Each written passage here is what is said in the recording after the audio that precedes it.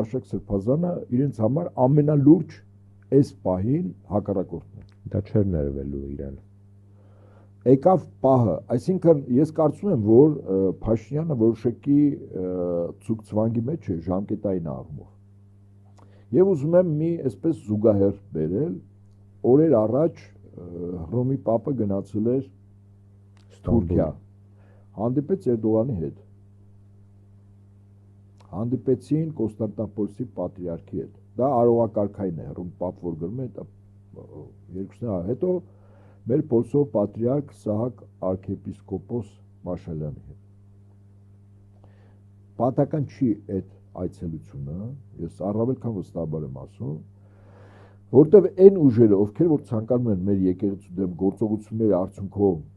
կանգեց անել, որի իրավունքը չկա, ոչ իրավական առումով, ոչ բարոյական եւ ոչ էլ հավատքի վեհապար հայրապետին,